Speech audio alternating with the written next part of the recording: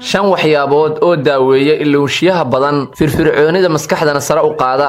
Ilowshiyaha, hilmaanka, xasuusta, awoodda maskaxda. Dad badan ayaa ka cawda ilowshiyaha iyo fiirsigooda oo luma, gaar ahaanna marka shaqada iyo hawlaha maalinlaha ahi ay ku badan yihiin. Haddaba muuqaalkan ayaan waxaan ku eegi doonnaa dhowr ka mid ah talooyin la tijaabiyey oo ay khubarada caafimaadku soo jeediyeen marka qofku xaaladan oo kale uu ku jiro. kow hawlaha maskaxda ka shaqaysiiya.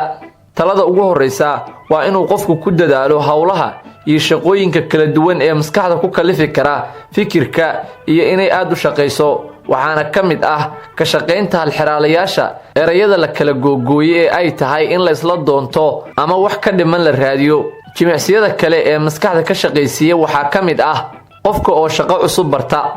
labo qofku waa inuu qortaa jadwalka hawlihiisa maalinlaha ah, sida shaqooyinka laga rabo inuu qabto iyo ballamaha muhiimka ah, kadibna uu kor u akhriyaa mid kasta oo hawlahaas iyo ballamahaasi ka mid ah iyo waqtiga uu ku qabanayo. taasi waxa ay u fududaynaysaa in uu hadhow si fiican u xasuusto hawlihiisa iyo sida ay u kala horeeyaan. saddex waa inuu qofku hurdo fiican seexdo, waayo waxa ay culummada caafimaadku caddeeyeen in hurdadu ay maskaxda ka caawiso xifdinta iyo dib u xasuusashada. afar jimicsigu waxa uu maskaxda ku abuuraa firfircooni, waxa aanu xoojiyaa xasuusta.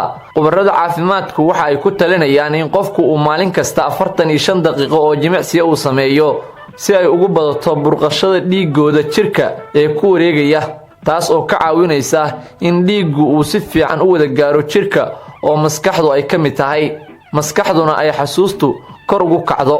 shan waxaa jira cuntooyin maskaxda firfircooni geliya, waxaana ka mid ah kalluunka duxda leh oo uu qofku ka faa'iidayo asiidka dufanaysan ee omega 3 oo muhiim u ah shaqada maskaxda.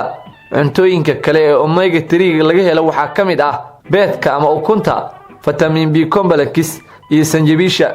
like muuqaalka, sidoo kale share ama adariska u taabo muuqaalkan. mahadsanid.